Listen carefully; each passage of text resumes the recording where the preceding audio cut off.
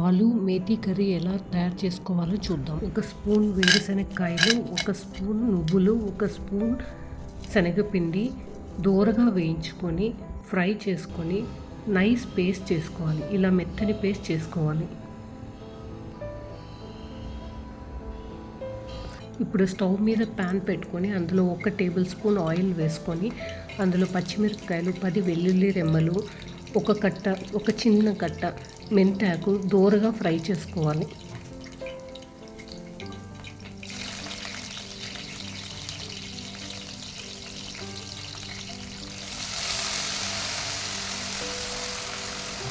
ఇలా దోరగా వేయించుకున్న తర్వాత దాన్ని తీసి ఒక ప్లేట్లో వేసుకోవాలి.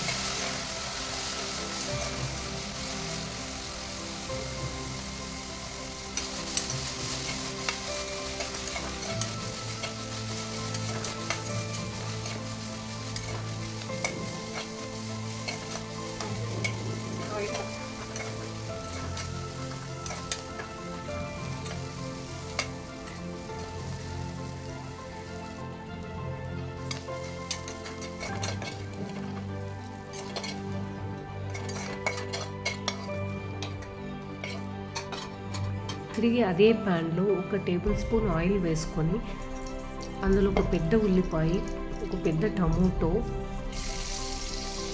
చిన్నగా కట్ చేసుకున్న వెల్లుల్లి రెమ్మలు ఒక 5 వేసుకొని దూరగా వేయించుకోవాలి. ఫస్ట్ వెల్లుల్లి రెమ్మలు వేసుకోవాలి, అందువల్ల వాసన నీట్గా వస్తుంది. దాని తర్వాత ఆనియన్స్,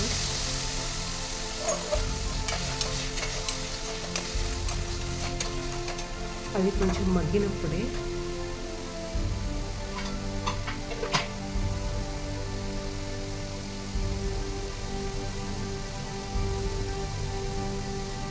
సాల్ట్ వేసుకోవాలి. పసుపు కొంచెం వేసుకోవాలి, 1/2 టేబుల్ స్పూన్.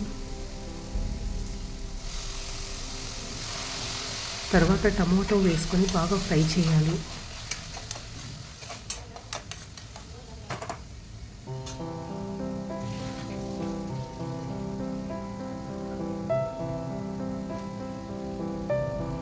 ఒక చిన్న ఆలు చిన్న చిన్న పీసెస్గా కట్ చేసుకొని దాంట్లో వేసుకోవాలి.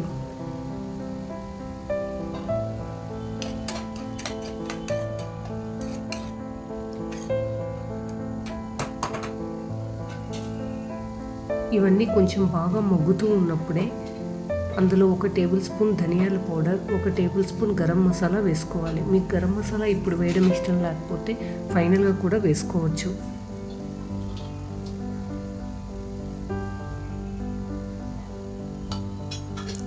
కారం పొడి 1 టేబుల్ స్పూన్ వేసుకోవాలి. కారం కొంచెం ఎక్కువ కావాలంటే ఆల్రెడీ మనం పచ్చిమిర్చి వేసాం కాబట్టి ఇక్కడ అడ్జస్ట్ చేసుకోవచ్చు.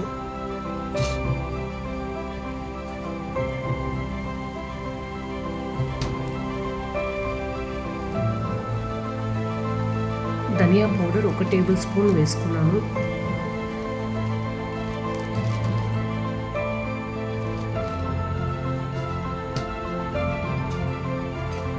ఇవన్నీ కొంచెం బాగా మిక్స్ అయ్యి మూత పెట్టుకొని బాగా ఉడకనివ్వాలి.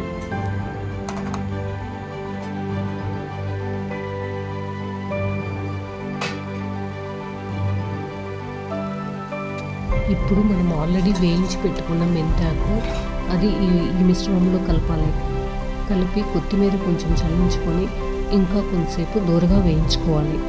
దాని తర్వాత మనం మిక్సీ పట్టుకున్న చిక్కటి మిశ్రమాన్ని ఇందులో కలిపి దూరగా ఉడికించుకోవాలి. దాని తర్వాత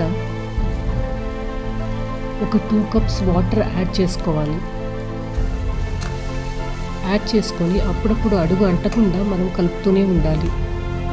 అప్పుడు చిక్కటి గ్రేవీ తయారవుతుంది. నాకు ఈ చికెన్ గ్రేవీ సరిపోతుంది. మీకు ఇంకా కొంచెం పలచగా కావాలంటే మరికొన్ని నీళ్ళు యాడ్ చేసుకోవచ్చు. ఇది కొంచెం ఉడుకుతూ ఉన్నప్పుడే ఇందులో ఉప్పు కారం సరిపోయిందా అని చెక్ చేసుకోవాలి. ఇందులో కొంచెం కారం ఎక్కువ ఉంటేనే బాగుంటుంది. సో ఉప్పు కారం 2 సమపాలనలో ఉంటే ఎంతో రుచికరంగా ఉంటుంది.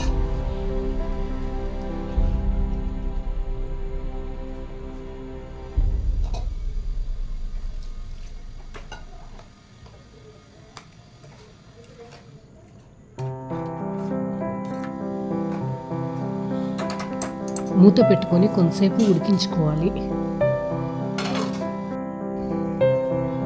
అప్పుడప్పుడు మూత తీస్తూ గరిటెతో తిప్పుకుంటూ అడుగు అంటకుండా చూసుకోవాలి.